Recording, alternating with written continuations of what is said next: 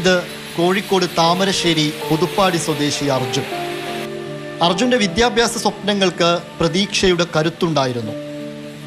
കഴിഞ്ഞ ദിവസം മുതൽ ആ പ്രതീക്ഷയ്ക്ക് വേണ്ടത്ര വെട്ടമില്ല. ഞാൻ ആദ്യം 31,000 രൂപ എടുത്തത് എൻ്റെ അമ്മേൻ്റെ താലി പണയം വെച്ചിട്ടായിരുന്നു വെച്ചത്.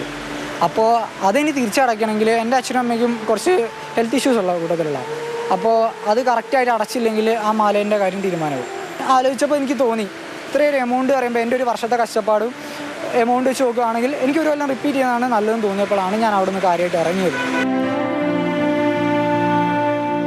തിരുവനന്തപുരം വെള്ളായണി ഗവൺമെൻറ് കാർഷിക കോളേജിൽ ബിരുദത്തിന് അഡ്മിഷൻ ലഭിച്ചപ്പോൾ അർജുന് എന്തെന്നില്ലാത്ത സന്തോഷമായിരുന്നു.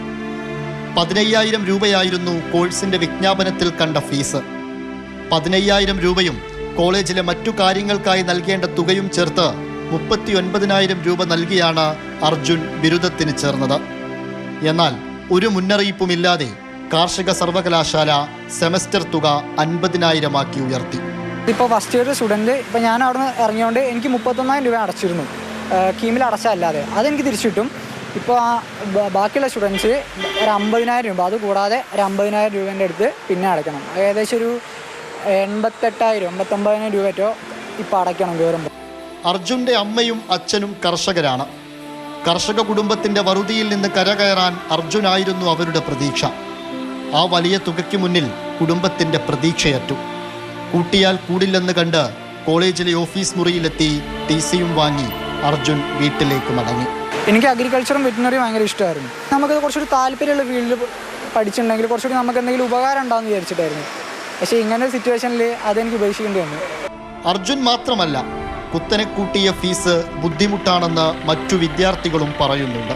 എല്ലാ കോഴ്സുകളുടെ അഡ്മിഷൻ കഴിഞ്ഞ ശേഷമാണ് ഈ മെഡിക്കൽ അലൈഡ് രജിസ്ട്രേഷൻ സ്റ്റാർട്ട് ആവുന്നത്. കഴിഞ്ഞ കൊല്ലം വരെ 5% വർദ്ധിപ്പിച്ചിരുന്ന ഫീസ് ഇക്കൊല്ലം 3 മടങ്ങാണ് വർദ്ധിപ്പിച്ചിരിക്കുന്നത്. അത് ഞങ്ങൾക്ക് ആർക്കും ആക്സെപ്റ്റ് ചെയ്യാൻ പറ്റുന്ന ഒരു സിറ്റുവേഷൻ അല്ല. നീറ്റ് എക്സാം പോലുള്ള ഉയർന്ന എൻട്രൻസ് എക്സാം എഴുതി അതിൽ ഉയർന്ന റാങ്ക് വാങ്ങിയിരിക്കും മെറിറ്റിൽ പഠിക്കാൻ അർഹരായവരാണ് ഞങ്ങൾ.